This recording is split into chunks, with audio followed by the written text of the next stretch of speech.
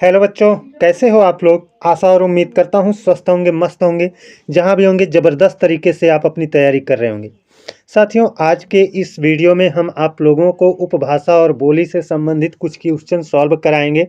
और उसके अंतर्गत ये हमारा पहला क्वेश्चन है, जिसमें कहा गया है लखनऊ किस बोली क्षेत्र के अंतर्गत आता है। मतलब लखनऊ में कौन सी बोली बोली जाती है।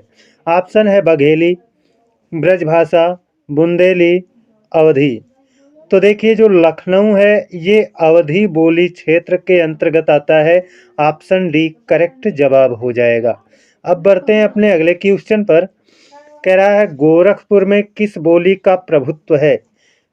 मतलब गोरखपुर में कौन सी बोली बोली जाती है।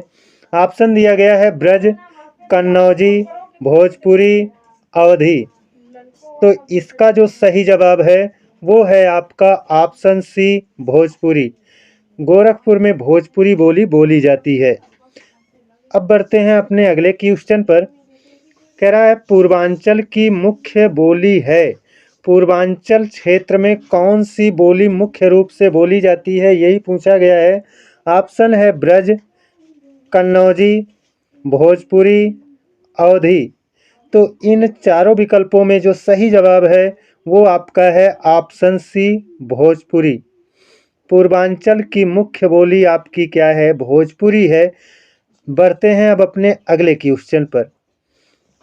कह रहा है मथुरा व आगरा किस बोली क्षेत्र में आता है। मथुरा व आगरा किस बोली क्षेत्र में आता है। ब्रज, बघेली, भोजपुरी, खड़ी बोली। इन चारों में जो आपका सही जवाब है वो साथियों है आपका ऑप्शन ए ब्रज भाषा। मथुरा और आगरा में आपका ब्रज भाषा बोला जाता है। अब बढ़ते हैं अपने अगले क्वेश्चन पर। कह रहा है बांदा और चित्रकूट में कौन सी बोली बोली जाती है। बांदा और चित्रकूट वाले क्षेत्र में किस बोली का प्रभुत्व है। तो वो आपका ऑप्शन दिया गया है ब्रज, बघेली, भोजपुरी, खड़ी। तो देखिए, इसका जो सही जवाब है वो आपका ऑप्शन बी है बघेली। बांदा और चित्रकूट में कौन सी बोली बोली जाती है, तो बघेली बोली बोली जाती है। अब बढ़ते हैं अपने अगले क्वेश्चन पर। कह रहा है ब्रज भाषा है। ब्रज भाषा है। देखिए साथियों, ये ब्रज भाषा ये एक बोली है और उपभाषा का नाम आपका विकल्प में दिया गया है। तो ब्रज भाषा किस उपभाषा के अंतर्गत आता है। आपका ऑप्शन ए है पहाड़ी हिंदी, दूसरा है बिहारी हिंदी, तीसरा है पूर्वी हिंदी, चौथा है आपका पश्चिमी हिंदी। तो इनमें से जो आपका सही जवाब है वो आपका है ऑप्शन डी पश्चिमी हिंदी। पश्चिमी हिंदी, ब्रज भाषा आपका पश्चिमी हिंदी के अंतर्गत आता है। अब बढ़ते हैं अपने अगले क्वेश्चन पर। साथियों, एक मैं जानकारी दे दूं कि मैंने आप लोगों का उपभाषा और बोली से संबंधित टॉपिक को बहुत डिटेल में पढ़ाया है। 2 लेक्चर मैंने दिया है, आप उसको डिटेल में एक बार पढ़ करके नोट्स बना लीजिए, 2 बार रिवीजन कर लीजिए। उसके बाद आप प्रैक्टिस करोगे तो आपका कोई भी क्वेश्चन गलत नहीं होगा। ये अपना अगला क्वेश्चन, इसमें कहा है अवधी किस उपभाषा वर्ग की बोली है। तो अवधी किस उपभाषा वर्ग की बोली है। ऑप्शन है पहाड़ी हिंदी, बिहारी हिंदी, पूर्वी हिंदी, पश्चिमी हिंदी। तो ये जो अवधि है साथियों, ये आपका ऑप्शन सी पूर्वी हिंदी के अंतर्गत आती है। ऑप्शन सी हमारा क्या है, करेक्ट जवाब है। अब बढ़ते हैं अपने अगले क्वेश्चन पर। कह रहा है कौरवी किस बोली को कहते हैं। कौरवी किस बोली को कहते हैं। ऑप्शन ए है मारवाड़ी, ऑप्शन बी है खड़ी बोली, ऑप्शन सी है अवधी, ऑप्शन डी है छत्तीसगढ़ी।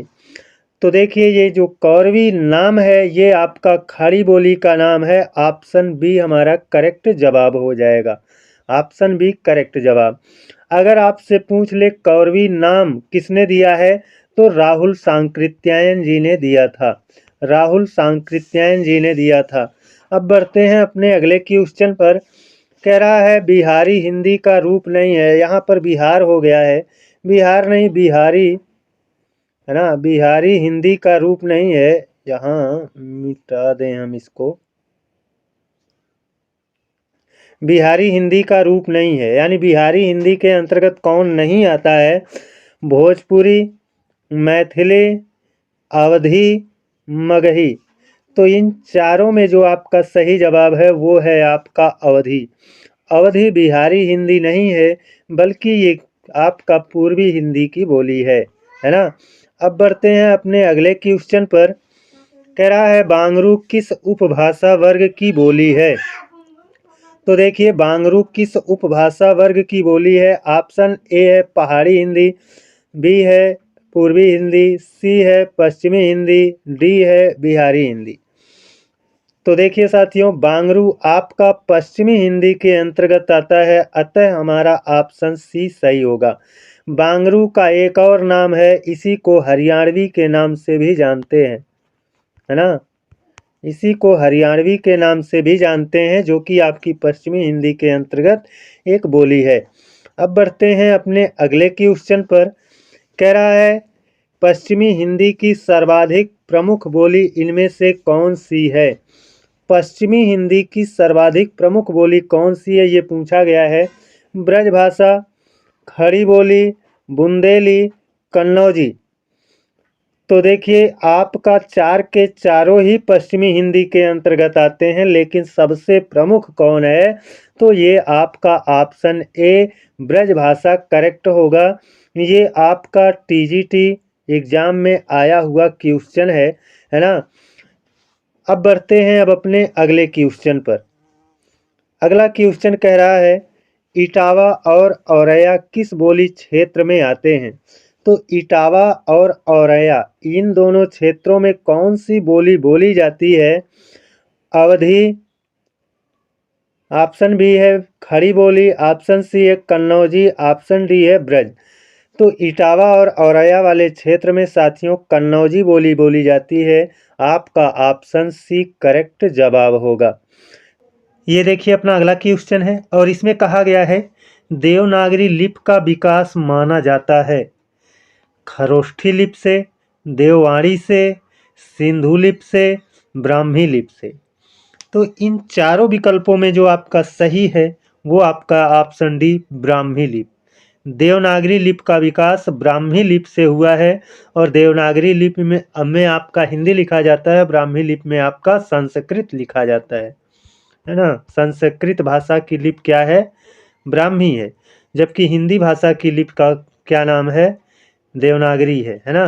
तो संस्कृत से हिंदी का विकास हुआ है, उसी तरह से ब्राह्मी लिपि से देवनागरी लिपि का विकास हुआ है। अगले क्वेश्चन को देखते हैं। कह रहा है खड़ी बोली हिंदी की उत्पत्ति हुई है।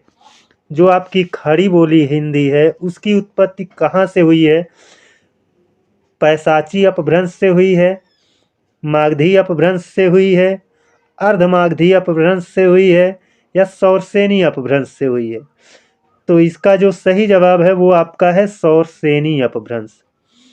सौरसेनी अपभ्रंश से हुआ है। पैसाची अपभ्रंश से आपका पंजाबी भाषा का विकास हुआ है। मागधी अपभ्रंश से आपका भोजपुरी बोली का विकास हुआ है। अर्धमागधी अपभ्रंश से आपका अवधी बोली का विकास हुआ है। सौरसेनी अपभ्रंश से आपका खड़ी बोली का विकास हुआ है। तो खड़ी बोली की उत्पत्ति सौरसेनी अपभ्रंश से मानी जाती है। अगले क्वेश्चन को देखते हैं। कह रहा है भोजपुरी बोली हिंदी की उत्पत्ति हुई है। अभी मैंने पीछे ही इस क्वेश्चन का आंसर बता दिया है। तो भोजपुरी बोली हिंदी की उत्पत्ति हुई है कहाँ से? तो आपका ऑप्शन कौन सा सही होगा? पहला ऑप्शन पैसाची अपभ्रंश है, दूसरा मागधी, तीसरा अर्धमागधी, चौथा सौरसेनी। तो इनमें आपका ऑप्शन बी करेक्ट जवाब होगा, है ना। इससे भोजपुरी बोली का विकास हुआ है मागधी अपभ्रंश से। अगले क्वेश्चन की ओर चलते हैं। कह रहा है पश्चिमी हिंदी की कितनी बोलियां हैं? साथियों पश्चिमी हिंदी की कितनी बोलियां हैं? 2, 3, 4, 5। इसका जो सही जवाब है वो है 5। पश्चिमी हिंदी की 5 बोलियां हैं और उन पांचों का नाम एक तो आपका हरियाणवी है, एक आपका खड़ी बोली है ना, एक आपका कन्नौजी है, एक आपका बुंदेली है ना। और हरियाणवी हो गया, खड़ी बोली, कन्नौजी, बुंदेली, और एक ब्रज भाषा है। एक क्या है? ब्रज भाषा है। तो ये पांचों हैं, है ना। बढ़ते हैं अब अपने अगले क्वेश्चन पर। कह रहा उकार बहुला बोली मानी जाती है। उकार बहुला बोली कौन सी मानी जाती है? भोजपुरी, अवधी, बघेली, छत्तीसगढ़ी। तो जो उकार बहुला बोली है वो आपकी अवधी बोली होती है।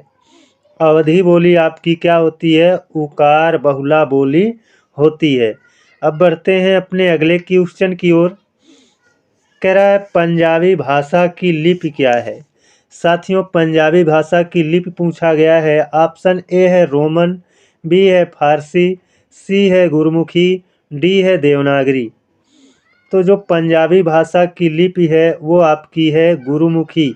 आपका ऑप्शन सी करेक्ट जवाब होगा। अब बढ़ते हैं अगले क्वेश्चन पर। कह रहा है हिंदी की आदि जननी है। हिंदी की आदि जननी कौन है? अभी इसको मैंने पीछे ही बताया है ना। हिंदी की आदि जननी है पाली, प्राकृत, संस्कृत, अपभ्रंश। करेक्ट जवाब होगा आपका संस्कृत। अभी पीछे ही मैंने इसको बताया है। आगे बढ़ते हैं। कह रहा है भारतीय संविधान की 8वीं अनुसूची में शामिल भाषाओं की संख्या है। भारतीय संविधान की 8वीं अनुसूची में शामिल भाषाओं की संख्या कितनी है?